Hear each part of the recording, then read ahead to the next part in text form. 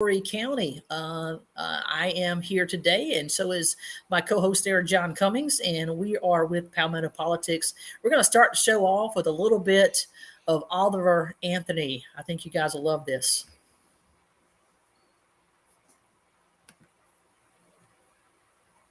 I wish politicians would look out for minors, and not just minors on an island somewhere. Lord, we got folks in the street, ain't got nothing to eat, and the obese milking welfare. Well, God, if you're 5'3" and you're 300 pounds, taxes ought not to pay for your bags of fudge rounds. Young men are putting themselves 6 feet in the ground, 'cause all this damn country does is keep on kicking them down.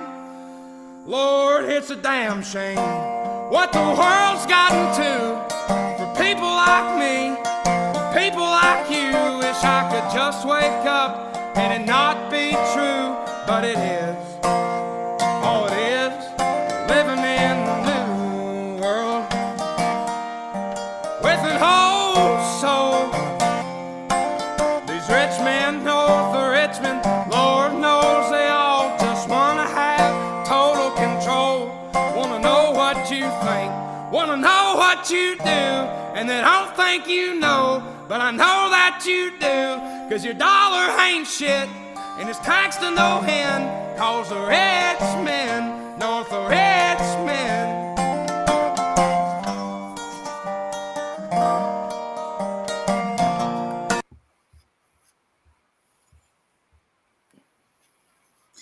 All right. Yeah, that's about it. Yeah.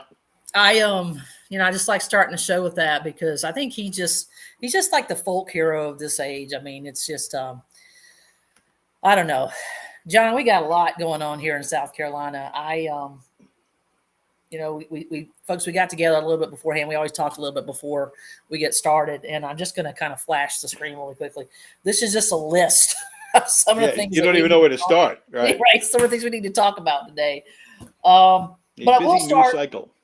I will start with what I see as kind of some good news, if you will, and that is that the Libertarian Party has stepped up and done what we all in America, both Republican and Democrat, seem to agree on, which is that our leader, Joe Biden, is not mentally well enough, physically well enough to be the president, and neither is the Republican minority leader in the Senate, Mitch McConnell. So the Libertarian Party has filed a conservatorship over both of those individuals. Basically, they're saying that these guys are being subjected to elderly abuse, and so they're gonna see if they can't get control of these two guys and help out. Now, I don't know that it's going to go anywhere. What do you think, John? You think it's going to go anywhere? Yeah, probably not.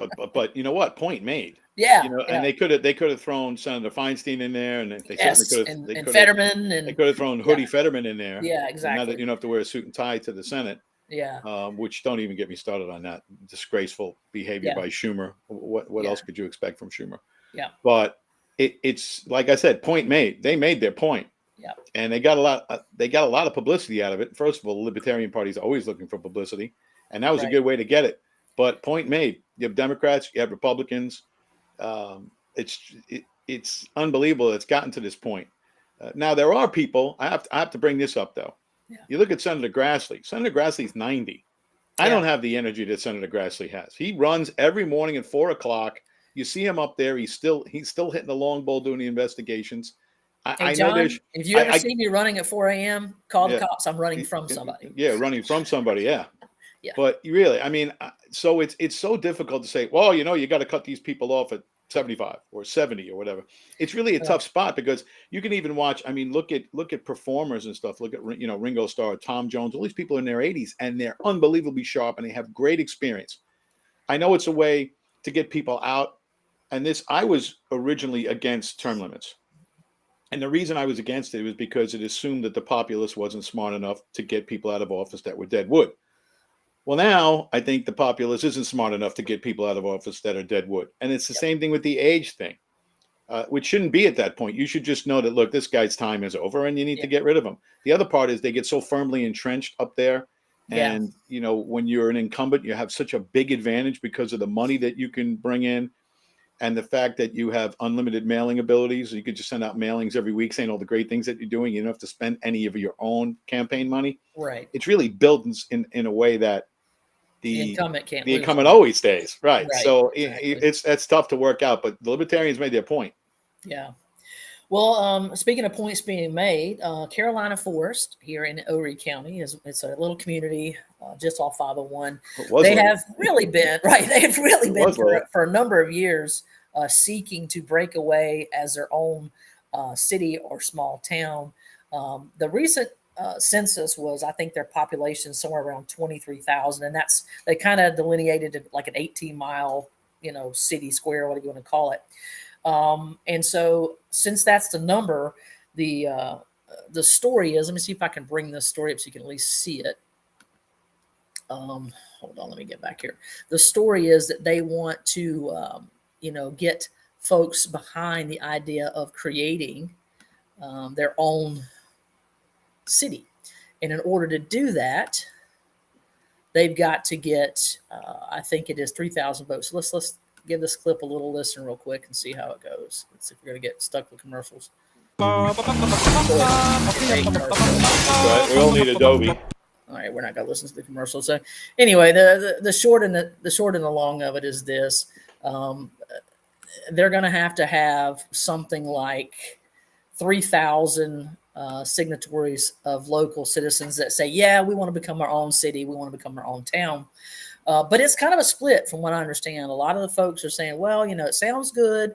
However, we don't want our taxes to go up. And it looks like in order for us to cover, things like fire and police, because they have to have at least 3 agencies that they can fund themselves. So like police, fire, and maybe, some other form of infrastructure. They have to be able to I'm trying to think of something, John, here, help me out. Stormwater, something like that. They've got to have something else that they can fund. So in order to do that, then their tax base would be raised, and that would mean they would have to raise their taxes. That's the only way to raise the tax base, because, you certainly could add a tax base increase by a population increase. Problem is, population is just going to put more strain and burden on all of those infrastructure issues. So you're going to need even more money to pay for that. So I don't know. We'll see. We'll see if they've been trying this for years. So they're going to try once more, but it's kind of in the news again. And then sort of the next big story, if you will, Autry Benton, who just won a special election to replace the city councilman there. And he ran and then had to run again in a runoff, and he won by 30, 39 votes, something like that. It was a very, very slim margin between him and the other candidate. So he was obviously assumed to run for re-election in the upcoming 24 election, but he has since announced that he will not seek re-election to the city council, which has upset some folks, and rightfully so, because look, we spent all this energy getting you elected. You just got there. Yeah, you just got there. Now you're already saying you're going to bail. And he is saying that he's now going to run against Luke Rankin, Senator Luke Rankin, which, listen, I applaud anybody that's willing to run against that guy, because he has got to go. But I will say this, Mr. Benton, you're not going to win that seat. I wish I could say I thought you had a shot, but you probably really don't. And the reason for that is right now, I think the last time I checked the filings, Luke Rankin's account was sitting around $250,000. Now, Mr. Benton is not, he's not a poor guy. He owns a cement company. He's got a couple Bojangles that he owns that, his dad had purchased, and he inherited them, whatever. But he better be prepared to drop some serious money. Yeah. And again, I just don't see a guy who had to win a special election in a runoff and only won by 39 votes. I don't see him carrying enough votes to then beat Senator Luke Rankin, who is a long-time incumbent. So, but look, again, not saying that. Please, happy to see somebody running against Luke. I just don't want folks to be like, "Woo, we got somebody that's going to beat him." That's not the guy. I don't think Autry's the guy that's going to beat him. Yeah, you wish the guy luck, but it's really tough to build the infrastructure needed to take on a guy like Rankin, who's so firmly entrenched in there. I mean, you need a lot of money, you need a lot of volunteers, you need a lot. Well, and, yeah, and hey, hopefully he can do it. Maybe he's got enough money to throw around. I don't know his personal financial status as far as liquidity is concerned. Mm-hmm. Maybe he's willing to do that. But yeah, it's a tall hill. Yeah, well, the scuttlebutt on the street is that anybody who knows anything about the previous election for state senate knows that Mr. Rankin is not above or below going dirty and casting aspersions and saying things are just flat, patently false, because that's exactly what happened in the previous. I think, and I think other people will get in. Yeah. Oh, absolutely. I think there's going to be 4 or 5 people in that race, to be totally honest with you. And good. But I also think that, Mr. Benton needs to be very clear that he is going to be character assassinated. It's already, the scuttlebutt on the street is that during COVID, his businesses took PPE money.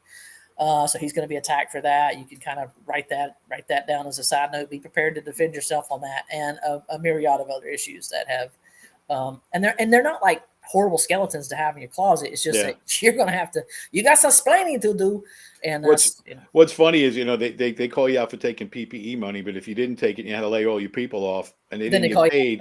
Then they call you on that. So it's almost an impossible situation that you got put in there. Right. I wouldn't hold against anybody unless they, took the PPE money and laid everybody off or did something that wasn't above board. But yeah, it's no matter what, they will fire up the negativity machine and throw everything at you that you can possibly imagine, or they can just ignore you. Yeah. That's what they did when I ran up north. Was they just chose to pretend that I wasn't there, and they got the media to go along with it. Well, and then there's always the theory, because I heard this cast out as a possible theory as well, that really this was Luke Rankin's pick to run against him because he thinks that there's going to be tougher candidates that will oppose him. And so he's hoping that this guy, Autry Benton, can break off enough of those other candidates' supporters so that there's a runoff and, Rankin survives a runoff like happened last time. And then he can win in the runoff. I mean, I don't know. I mean, politics is anybody's guess as to what's really happening there, but that's a possibility. But anyway, it's good to see that we have somebody running against Luke Rankin. I just want everybody to be aware that, you need to know who your candidates are. As I was told when I got to South Carolina, that Republican politics in South Carolina is a full contact sport. Yeah. Yeah. Well, the other day, John, I was online and there was a parent who was talking about, she was from North Carolina, and she was talking about lunches and, parents not paying for their kids' lunch, having a bill, an overdue bill, whatever, and kids not getting fed, et cetera, et cetera. Man, one of the parents here in Autry County said, well, I think all schools across the country should be like the schools here in Autry County, which is all of the schools in Autry County, the kids get free lunch and free breakfast. And I thought, what? That can't be right. So I did a little digging, and it turns out not just every public school in Autry County, but every public school in Florence County is for this school year getting free breakfast and free lunch. Now, on the surface, that sounds fantastic because kids are getting free breakfast and free lunch. But John and I are old economics teachers, and we can tell you right now, there's no such thing as a free lunch. Right. Somebody's paying for that. So I kind of did some digging and said, how exactly has this happened? Well, it's a federal program. And, anytime you're accepting federal dollars, there's little things called strings that are attached to those federal dollars. Like ropes. Yeah, they don't chains, maybe even. They don't give you nothing for nothing. So anyway, one of the consequences of getting this is that what it means is in order for the entire state or the entire county, rather, to qualify for this funding, we'll go back down to what happens for a school, just a single school to qualify. It means that 40% of the student body have parents who are already on a SNAP program, Medicaid, some form of welfare that they're already receiving, 40%. If 40% of a school is receiving some sort of assistance, then that qualifies them for CEP money from the federal government. The federal government will then step in and say, wow, this is a low economic, social economic area. And so we're going to help out the entire school and give everybody free breakfast and free lunch. So what it means is that you got some kind of depressed socioeconomic area, and they need some sort of help. Jobs need to come back, whatever. Well, that's for one school.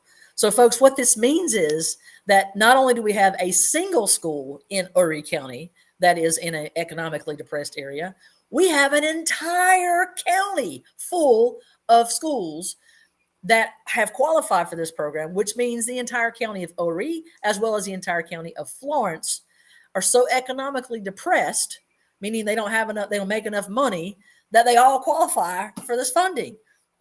Personally, that's not good, John. No, it's not. It's not. And then the other thing you have to look at is how much are they spending per meal? Because the government always ends up, inflating costs because of all the bureaucracy that's involved with all of that.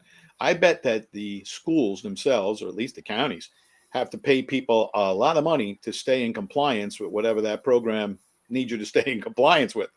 It's like I said, I always say this, it's the onion. Just keep peeling the onion and you get more onion. Yep. And that's the case with the meal program, I'm sure. And I mean, are there kids that need breakfast? I'm sure. It's probably the only good meals that they get. Yep. But are there a whole heck of a lot of people that are getting it that don't need it? A lot. Yes. A lot of people. But unfortunately, the way they set up the program, it's not done on. My understanding is not done on a school by school basis. It's done. It's done. Yeah, they're doing the whole county. It's done by county. So I'm sure there are people. Yeah, and then of course, you have to eat their food. Yeah, and I think we all know we all know what the government's view on food is. You're probably getting kale sandwiches. I mean, they're probably getting fake meat. It's not really real chicken. And that's a whole nother thing. I remember when I was teaching, and I taught in a private school, we were part of the government lunch. They would come in, and there were kids that some kids got it for free, some kids paid $2, and some kids paid, I think it was $5. So it was 40% or whatever, free, and depended on your economic status. But it took so much for the business office to handle the whole program. And this is not that long ago. They were still doing coupons rather than, it wasn't computerized or anything. Yeah. They were still, that we had to pay somebody full time just to make sure that the lunch program was administered. So you're paying somebody $50,000 a year to make sure everybody gets fed, which is, just to keep up with it. And then we would be in a position where if parents didn't pay, you had to chase them for the money. Yes. And then you'd hold up kids from graduating because they owed these food bills. It just got ridiculous. So they dropped the whole thing. The problem with dropping the whole thing is then some kids that really need to eat don't eat. Yeah. But when you're judging the entire county, I think that's the problem. I mean, you probably have some pretty, you have some government schools that most of the kids are fairly well off, and they're eating for quote unquote free. And as we know, Tinstoffel, there's no such thing as free lunch. Yeah, I'm going to go take a look around. I haven't done, like I said, just did this. I looked at Horry County because I was stupefied when that lady said, I thought she can't be right about that. That's not accurate. I looked up, yep, she's right. And so I don't think Horry and Florence are the only counties in the state that have qualified for this funding. So I'm going to do a little more digging to find out exactly, like I said, what are the strings, what are the chains attached, and what other counties in South Carolina have qualified, because that to me that's not a sign of good things. And I'd like to see McMaster explain how he can claim our state's doing so great economically if we're qualifying for these kinds of welfare programs. That's and the other part of it is where it's going, and this is what happened in a lot of the cities in the Northeast and in the Midwest, is that school stays open all year because they feed the kids all year. Yeah. And then what you have is people that come in that are not school age, 21, 25, 30, whatever, and they want to be fed. Yeah. And the people that run the programs that said, please don't confront these people. You don't want any trouble, so feed them. So what happens is you end up feeding the entire neighborhood all summer. Yeah. That's what and it's bankrupting cities all over up and down the East Coast and in the Midwest. And that's the road that this state county is on. Yes. And you don't want to get into that. Okay, food all year, school all year. I mean, that's why they want school all year so they can control your kids. I don't care. Absolutely, 100%. But the indoctrination never stops. But then the food program comes along with it, and then not just the students, people in the neighborhood are dependent on the government for their food. That's where they want to go. Well, speaking of schools, while we're on the subject of schools, John, you were talking just before the show started. I saw something that came on the Teletwins, which is a series of books put out by Rush Limbaugh, and they were saying that across the United States, only 13% of eighth graders actually passed their U.S. history standardized testing. Right. 13%, folks. That means 83% of our student. No, excuse me. Is that right? 87%. 87% of the students in this country do not know our U.S. history. That's problematic. So John and I were discussing some of the test results here from Horry County. And what did you find out, John? Well, in South Carolina, it was 40% of high school students got an F on the U.S. history test. That's 59 or below, an F. So that leads me to believe that they're not teaching U.S. history, and we all know what they're teaching in its place.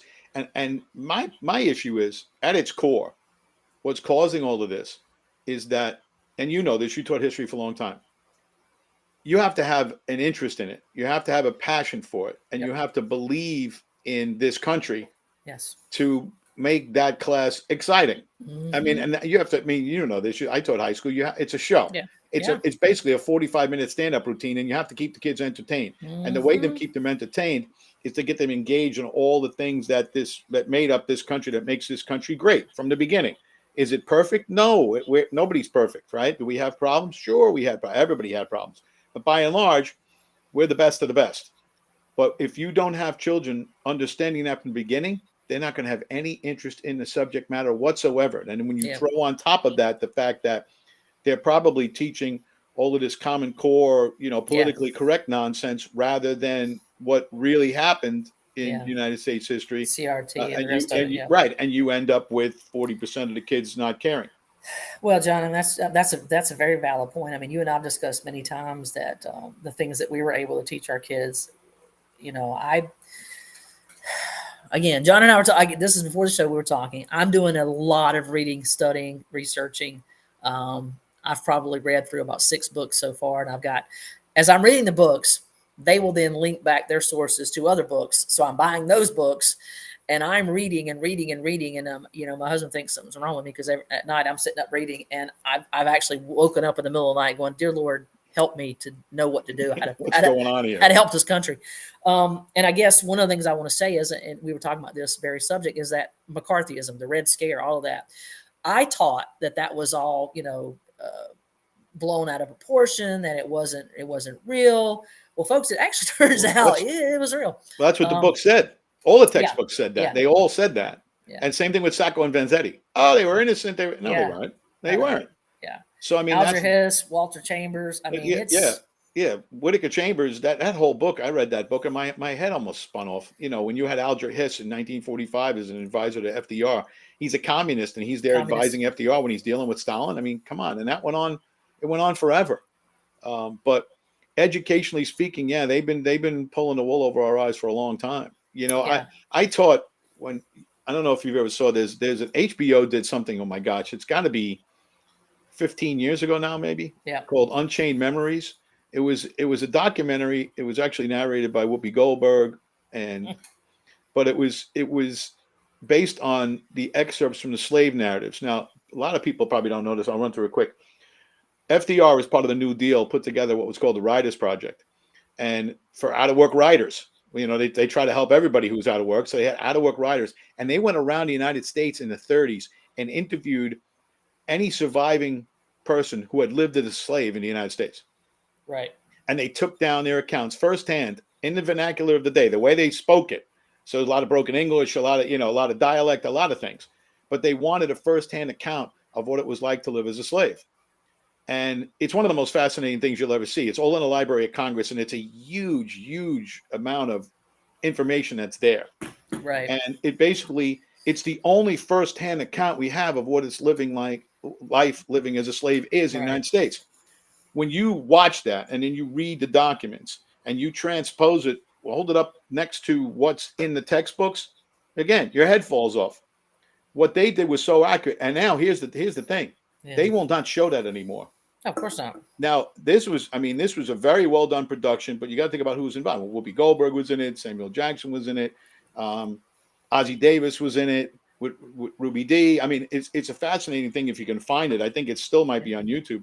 And what they did was every actor just came into a raw studio and assumed the character. And that's how they went through the various, but it showed you all the different types of life in the South. But it was probably too true. But that's something that everybody should see. It's reality, and reality. You need to see reality in history, and we don't have it anymore. And that's part of why kids just aren't interested. They think somebody's, spinning a tale, and in many cases, unfortunately, that's what the textbooks do. They're spinning a tale.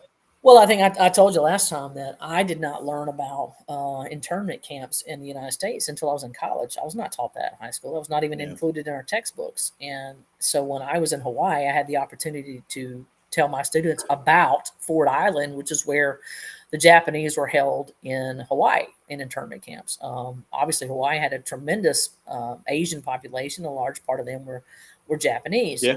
And so that's where those folks were sent. And they had their property taken from them, their money, everything they owned. I mean, you got to understand, the only difference between how they were treated and how the Jews were treated when they were sent off to the various concentration camps is that they weren't put in gas chambers and they weren't lined up and shot. But in terms of their valuables, everything was taken from them. They had no rights, no property, no money, no anything.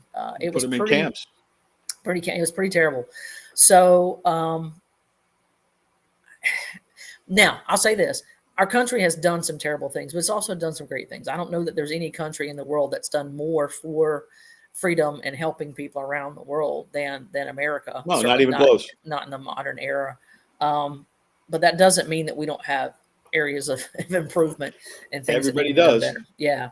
Everybody does. So I don't want to dampen everybody's spirits. I love our country. I love my country. That's why I served in the military. That's why my husband served in the military, and I care deeply about it. But just be aware. There's a lot of things that you probably don't know that it would behoove you to learn about.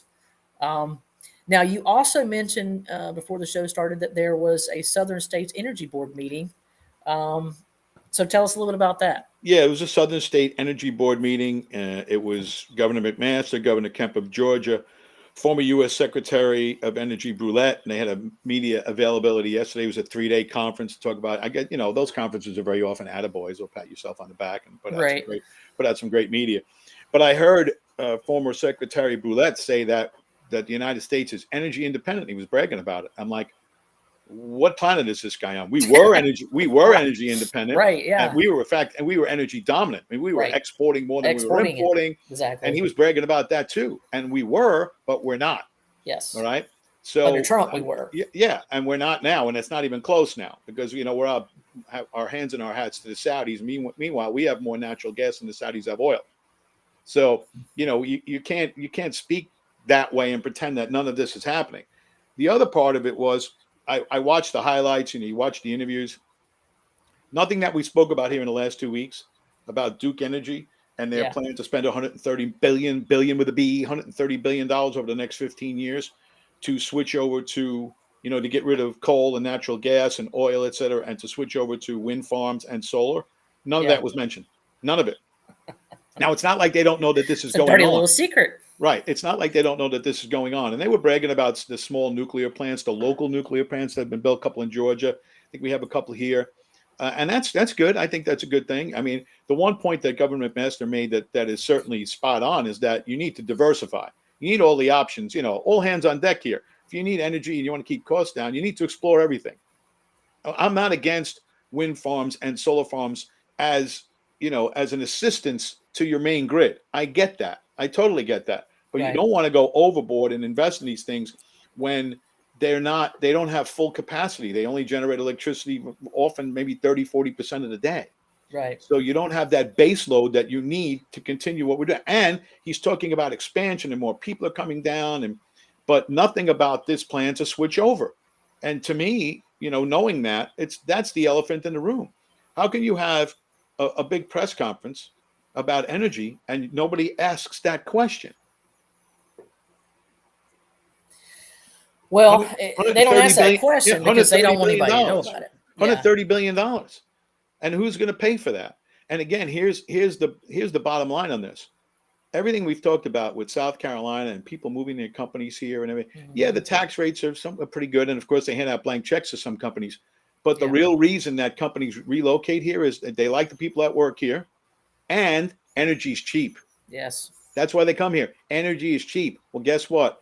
10 years from now, 15 years from now, with the plan that Duke has, energy is not going to be cheap. So what are these businesses going to leave? Do you hand them blank checks? To be totally honest with you, I've talked about this several times. I just, I get one of these messages every day from the Autry whatever, and they tell me this is what you spent for energy today or for the last 24 hours.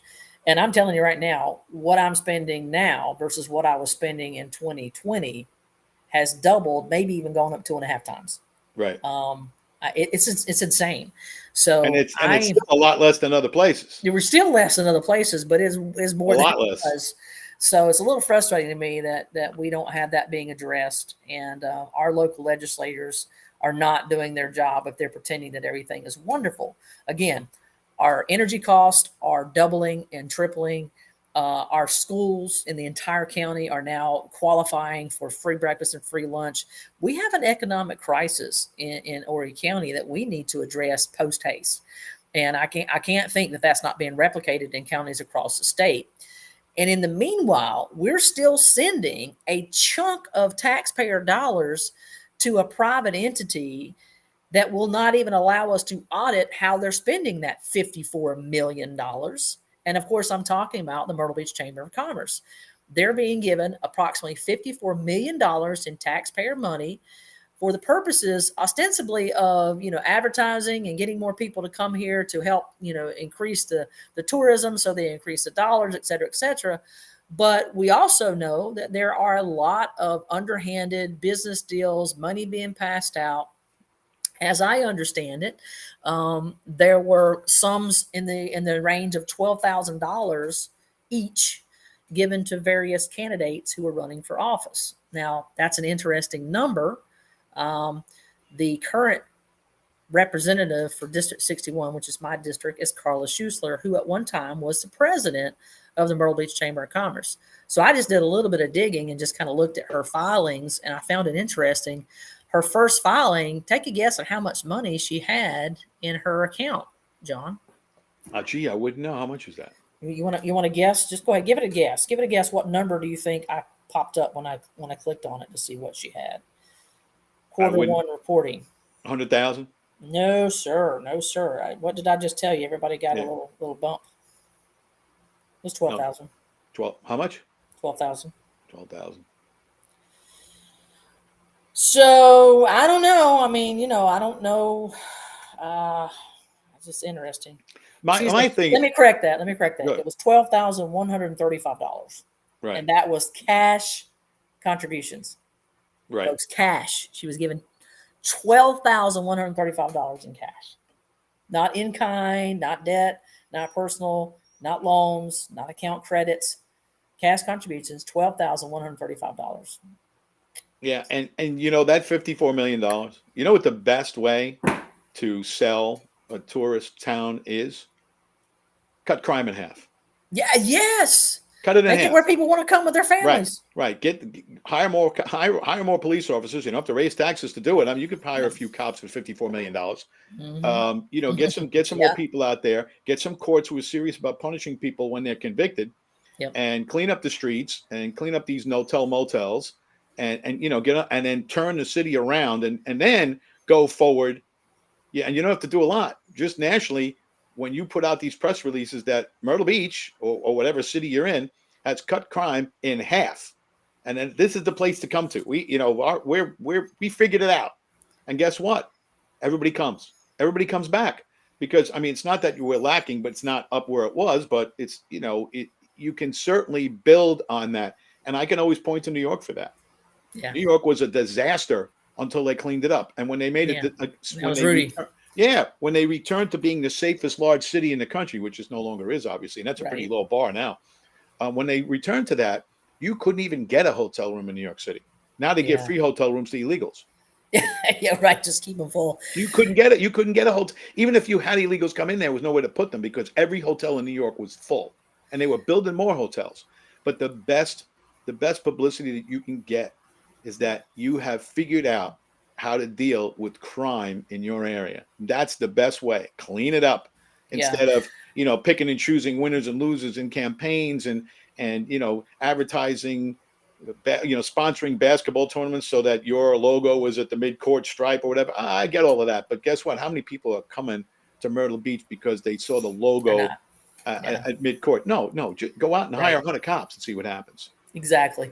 Well, it's funny you should say that because I know the whole broken window concept. And I remember, I think it was Mayor Ruliani was talking about, even arresting people for jumping the turnstiles. Yeah. And they were saying, oh, that's such a petty thing. He goes, yes, but that petty activity leads to other activity because they feel like, I can get away with this. I can get away with something else. And then if I can get away with breaking a window, I can probably get away with breaking into the window and taking whatever I want to get my hands on. So it is a spiraling, slippery slope. And then it allows you to run that person for warrants. Mm-hmm. And then they stop doing that because, they stop jumping the turnstile, which costs the city millions and millions and millions of dollars. They stop doing that because they know they're going to get checked for warrants. It was a great strategy, and it worked. Unfortunately, when Giuliani left and Bloomberg took over, they went overboard. I think I've talked about this before. They took the stop, question, and frisk, and they made it basically a quota, meaning you had to stop a certain amount of people during your monthly activity. And now you're just stopping people for whatever reason. And guess what? That's a gross violation of your constitutional rights. Absolutely. So, but that's the road to hell's paved with good intentions. Yeah. They went overboard with it.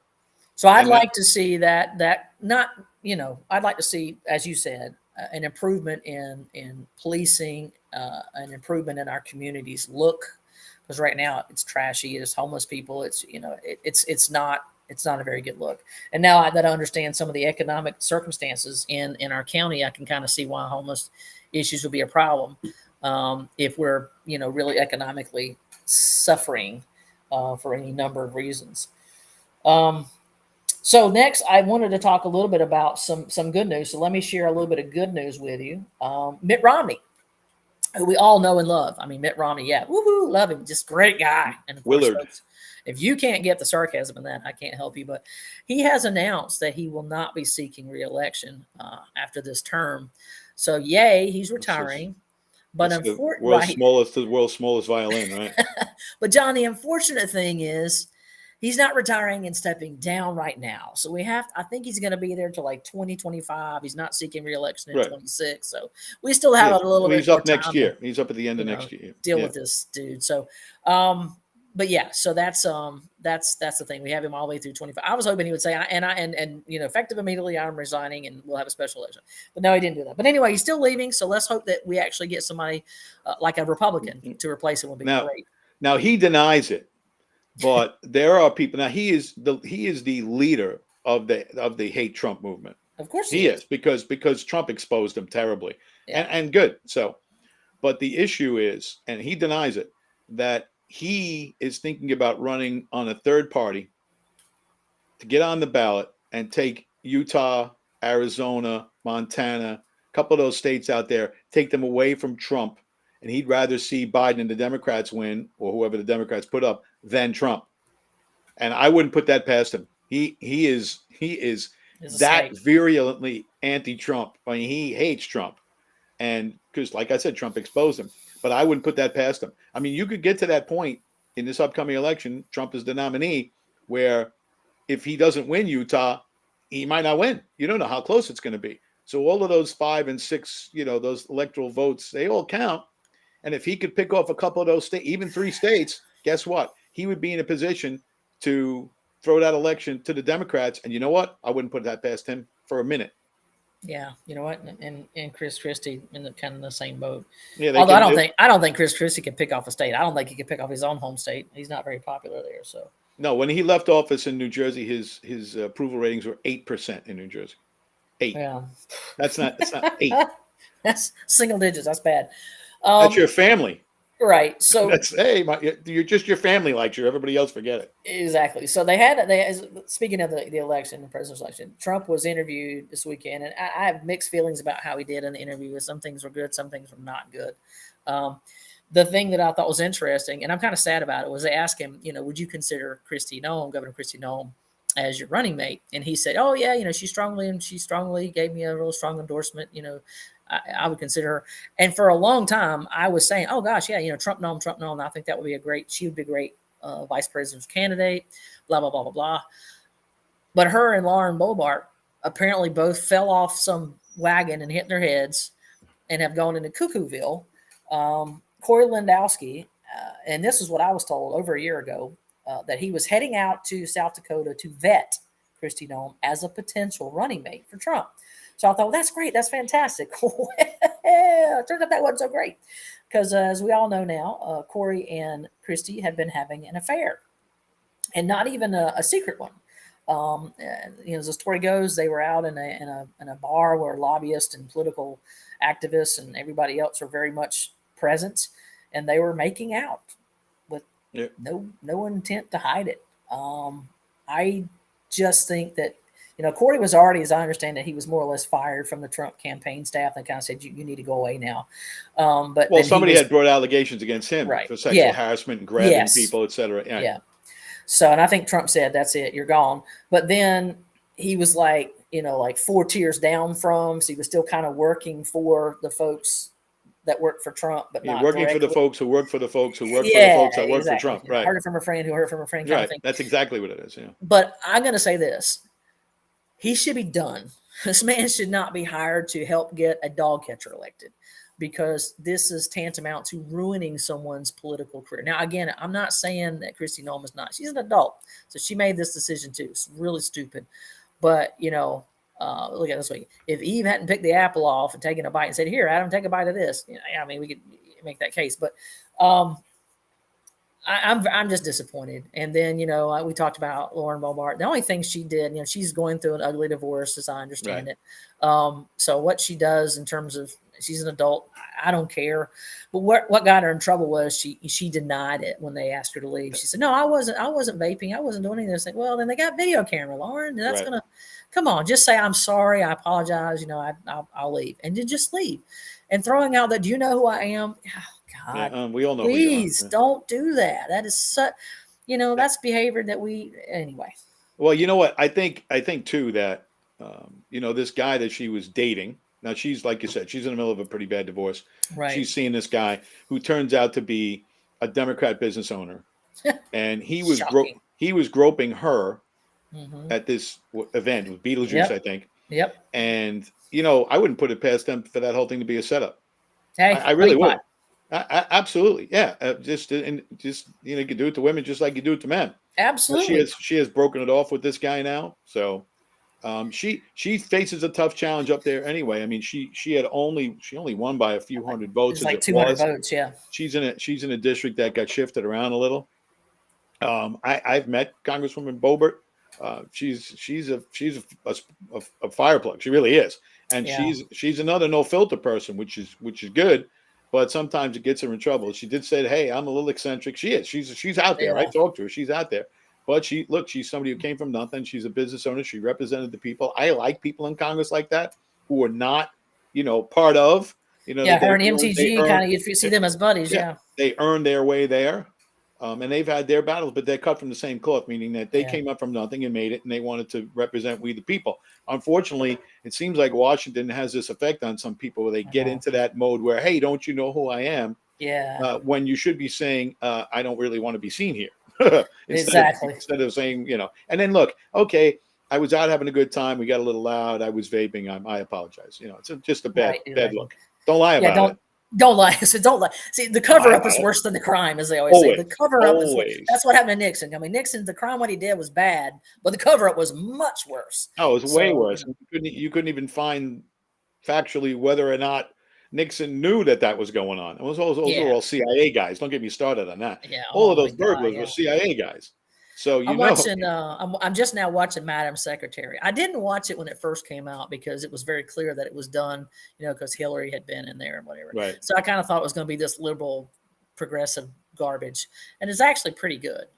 So I'm just starting the second season, but it's funny because she was a former CIA agent and now she's a State Department. The guy who's president was former CIA, now he's president. And I thought, it is really it's worth watching just because it's sort of educational to kind of see how this works, because that really is how it works. There's a lot of cross contamination. The NSA is doing something, the CIA is doing something. They may not tell the other one. Yes. Yeah. There's no such thing as a former CIA agent.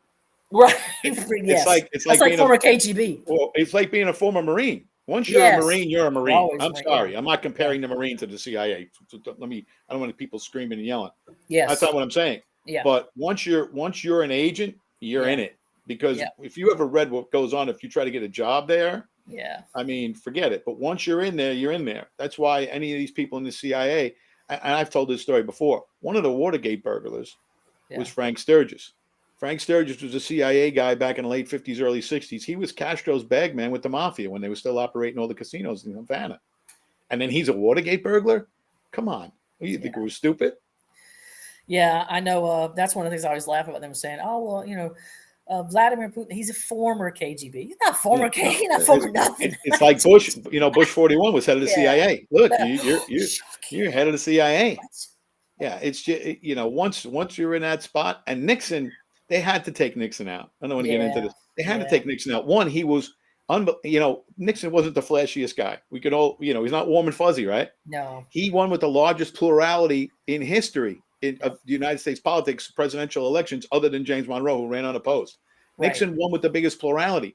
So they're like, wait a minute, this guy he's not flashy, he's not warm and fuzzy, and he's the most popular person we have. We have to take him out. Combine that with the fact that he banned all the germ warfare and made all of the countries sign on to that. CIA loves that stuff. So they had to get rid of him. Simple. Yeah. That's not in the history books. No. Get that in there. John, come on, man. You know what? We're probably going to listen to about the CIA right now. It's Watergate. It was Water. If you go back, look at any history book and see how they treat Watergate. Oh, just ridiculous. I used to have to spend a day unraveling everything that it said in the textbook. Yeah. I don't know what the answer is going to be, but I will say this. The other part of the interview with Trump after they were asking about the VP was I don't understand why he made this statement, because it seems like he needs to realize that he needs the state of Florida, and attacking the voters in the state of Florida is, and I know he thought he was attacking Ron DeSantis, but you're really attacking the Catholics and the Latinos in Florida. When they ask him, would you pass this legislation if you were president, talking about pro-abortion, actually not pro-abortion, pro-life issues. Right. And they said, what about the, the 6 weeks, 5 weeks, heartbeat bill, whatever. And Trump said it was a terrible decision. I'm like, Donald, what are you doing? What, the 6 weeks? Yeah, what are you doing? You can't do that. Go ahead.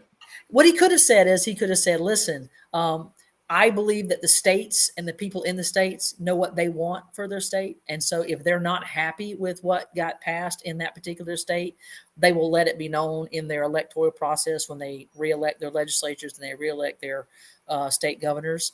I don't control what happens in a state.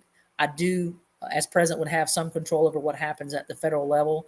And I think that a bill like what was passed in Florida would not be capable or possible at the federal level. He could have said that, and that would have been fine. Right. But to actually call saving the lives of children who have a heartbeat terrible, that was terrible. I know where he's going with it, but he didn't take the right path. That's what I'm saying. Yeah, I know what he's trying to say. Yeah, the bills that are 6 weeks are viewed by a lot of people as too radical. Yeah. That it should be 12 weeks or 13 weeks or whatever. I don't think there should be a national, but I just don't. I agree. It should be a state issue. It'd be a state issue. I agree. But he viewed that as too radical. I heard Nikki Haley the other day say, we need compromise on abortion. Well, that's a rough one. There's not a lot of compromise there. Yeah. We need to come together, and I get all of that. And it's one of these issues that is really, really difficult to handle. It's difficult to articulate where you stand unless you're the 6 weeker or okay, right till the last day. You can articulate that, but to find a common ground, I don't think you're going to find a common ground, which is, I think, why it's better left up to the states. Yeah. I don't think no matter how far you go with this, nationally, you could never find common ground. You're not going to find it. I'm sorry. Right. And it's a nice thought, but the people are on the left are beyond extreme, saying, if the baby's born and nobody wants it, just let it die there. Right. I mean, or if it's 2 years old. Right. That's there in those bills. Yeah. So that's the rough issue, and it's always going to be a rough issue, and people have tremendous time dancing around. You know what we really need? You need somebody to come out and say what I just said. Be honest about it. Say, look, this is something we're never going to reach a consensus on. Yes. And we think it's better left to the states. Leave it to the states. We're never going to find a common ground because there is no common ground. Right. You're not going to find common ground between South Carolina and California. We are not have nothing in common. Basically, we're from different coasts, different worlds, different ideologies. Yeah, it's just not going to happen. I guess the buried lead in all of that is nationally. Yeah. I think it was close. It was over 70% of the people in the country are against late-term abortions. Yes. Are against. It might have been 80%. Right. So there's some common ground there. Right. Right. But if you're going to leave it up to the states, unfortunately, the states probably have the right to, do that. I think you could make a case federally that there is nobody who denies that a child who is, 24 weeks, that child's viable. Yes. Right. With all the medical advancements that we've made. So you are truly taking a life. So could you in a federal court make that case? I absolutely do. And I think you could get late-term abortion banned on that basis. Yes. But that's not common ground. You'd have to challenge people on that in court to do it. Yeah, because the left, I mean, and this is one of the things I was frustrated about Nikki when she said, let's find some compromise. I'm like, the left doesn't ever start with saying, let's compromise. Never. The left says, we want to be able to euthanize children all the way up to the age of 10. They go as extreme as possible until they get something. Let's say they get the, 20 weeks. Okay. The next time they come back, they're going to come back again and start at 10, and they're going to get it back down to, it's just 24 weeks. They're going to keep, they go to the extreme, because if you take half of whatever their extreme is, it's still better than what they currently have. And so we need to use the same philosophy. We need to start at the conception. Right. And then fight from there. Don't start at, we'll give you 20 weeks, but now we're not going to go to 24. No, don't start in the middle, because if you start in the middle, you've already cut off half of what you could have gotten. Yeah, so that's not the right philosophy. And that's always the playbook. They always go hard line. It's the same thing. I mean, not to get too off the topic, but same thing with the budget that's coming up and the continuous resolutions. Yeah. Well, the CRs. What are you talking about here? I posted this morning or last night. Yeah. You have $5 trillion coming in. That's what you have in receipts and revenue, federal government. You can't have $7 trillion going out. You just can't. That should be where you start there. Common Core math. Yeah, I know. Yeah. But start. Less is more. Start there and say, look, and at least you have about 15 House members who are saying, look, this isn't up for discussion. We are not spending more than we're taking in. Case closed. And yet you have people like McCarthy and even Byron Donalds got in. Well, we'll go for 1%. No, this is where we're starting. We're going back. They want to go back to. The Freedom Caucus wants to go back to the 2019 levels, spending levels. Let's go back there. I agree that. Yeah. Let's go back there, because that's still too much. Yeah. Oh, it is. But at least it's a start. Yes. But you can't be spending $2 trillion more. Most of our budget is going to go to servicing the debt, and that's the end right there. That's it. I'd like to see at some point in time our federal government get to what our state government is. Our state is not allowed to run a deficit. It is constitutionally required that you have a balanced budget. Doesn't mean that they still don't spend money in ways that are not appropriate and terrible, everything else. But ridiculous. Yeah. We need the same kind of thing at the federal level. We've got to get this under control. The spending is so out of control that they are literally spending us into servitude. I mean, we're not going to survive this. This is not survivable. You cannot continue to spend more money than you bring in and expect that people like China and other countries are going to continue to loan you money to cover the difference. They're not going to do it. And one of the things that the Freedom Caucus is pushing, Matt Gaetz, namely, he's the spokesperson, and I like Matt Gaetz. He's got a lot of chops. What they're trying to pass is single issue bills. No more of these riders. No more. You're not sticking all of this stuff on. They had people voting on the budget, right? Voting on the budget with all the Ukraine money in the budget. Yes. It's two different issues. Totally. You need, if we're having a discussion about energy, here's an energy bill. We're having no more of this add-on stuff. That's how we blew up the budget. It was all the pork barrel spending on the riders. And I used to teach this in school all the time. What they do is they'll put in controversial spending measures into a certain bill, but it's tacked on to something that most people support. And then when you run for re-election, they go, look what he voted for. Well, you didn't vote for that. You voted for the whole bill, but they stick all this stuff in there. Exactly and that's what blows up the budget. And that's something that we have to get away from. And I hope beyond hope that they do not let this get, we're right on the edge now. $33 trillion debt. $33 trillion. And you go back to Clinton, right? Everybody goes, oh, Bill Clinton balanced the budget. Bill Clinton had a line item veto. No, he didn't. Well, They did, but they had the line item veto, and then they said the line item veto was unconstitutional, because what would happen is, in the line item veto, a lot of governors have it. Once you get the budget, as the president, or in their case, the governor, it's legal at the state level, but it's unconstitutional at the federal level. And I get why, because the House and the Senate control the money. But what it would allow the president to do is line out items from the budget that he thought were wasteful. Well, that's how it's easy to balance a budget when you can line out all the wasteful spending that you don't like, but it's unconstitutional. The House and the Senate can't help themselves. They just can't. But let me say one thing. It still was not a balanced budget, and I'm going to explain why. Okay. I'm just going to give very simple numbers, because that's what's always been put out there. And I want people to understand we've not had a balanced budget for, I don't know, ever. Because here's what Clinton basically did. If you imagine that you're a homeowner and you have an annual budget of $10,000, that's what you're spending to cover all of your costs, whatever. And you borrow $20,000. And then the next year, your budget only increases by $5,000. So instead of spending 10, you're spending 15, but you've borrowed 20. Right. So in essence, you have a surplus of $5,000. That's essentially what Bill Clinton did. Right. Yeah, so it's fun with numbers. Really, it's wasn't fun with really numbers, a balanced budget. But he had that assistance of, you had a Republican House and Senate then too. So, I mean, Clinton only had a Democrat House and Senate. For I actually like the idea of line item vetoes. I do. I do too, but constitutionally, it gives the president way too much power. Yeah, but at the state level, I think all states should have that. I really do. I mean, that's the only way you can control the spending.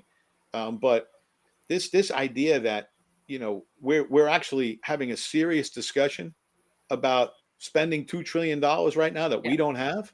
That tells you all you need to know about the mess that is Washington, D.C. And the fact that there are only 15 people out of 435 that are willing to stand up on the record and say, this is an absolute no. It's an absolute no. We're not giving you another year so Joe Biden and the left can spend all the money that they want buying votes going into 2024. I mean, that's what a lot of this is, politics. You cannot let them do that. Why are you going on? You're going to have Republicans going along with what was basically Nancy Pelosi's budget. Yeah, that's what it is. And you're just going to continue to spend at those rates. Somebody has to draw the line somewhere.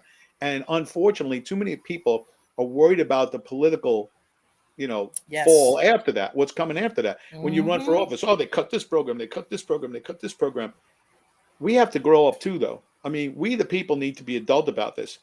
Yes. I used to teach when I was teaching, I used to tell my students all the time, this is simple, guys. This is simple. If you were at the dinner table and your mother and father came home and said, look, we got some bad news. We have to take you out of Catholic school. We have to. We can't afford it anymore, because if we're getting rid of the car payment. We're going to buy a hoopty. We're going to trade this one in and get a used car. Yep. We're not going on vacation anymore. We're going to rip up the credit cards, and we have to take you out of private school. And if we don't, we're going to be living in a box somewhere. Right. Yeah. You'd be really disappointed and hurt and maybe devastated that you couldn't graduate with your class.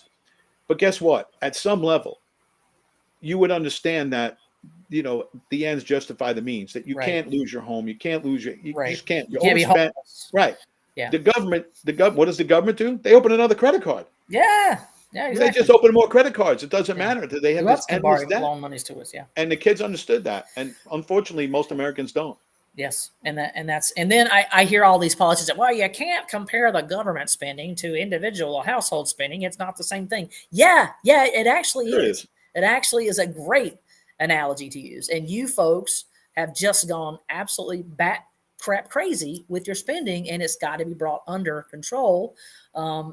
Again, if we go back to 2019, that still isn't good. We still run a deficit. That's not a good thing. Right.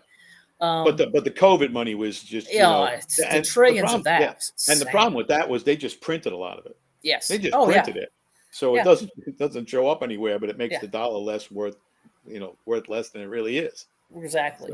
So that's a problem. But we've got a lot of things going on. And so I hope people understand that, when we talk about what's happening in the state and South Carolina, what's happening at the local level, what's happening at the state and the federal level, it's very important that you be aware, knowledgeable, keep yourself informed. Make sure you know who your state representatives are, your state senators are, county council members, things like that. These are individuals that you should be using as resources, because right now the feeling is the only time they care about you, the voter, is when it comes time for them to run for office. And I've said it before and I'll say it again. If you don't vote in the primaries, the candidates know that, and they will respond to you accordingly. So if you call up a candidate or you call up your elected official and say, hey, I'm John Smith and I want you to do X, Y, and Z, then they're going to look you up and say, did John Smith vote? Oh, John Smith doesn't vote in the primaries. Oh, John Smith hasn't voted in the last 3 general elections. John Smith, hey, thanks for calling. We'll try to do what we can for you. Click up, and they're going to do nothing for you because you don't do anything for them. You don't even vote. So please know that. Keep that in the back of your mind because it's important. That's all I got, John. Anything else from you today? Yeah, one last thing. Zelensky is in Washington today. All right. Yeah. Over the weekend, I don't know if you saw this, his spokesperson, who is a transgender American, who is their spokesperson, who, when you watch the person, is a little off beam.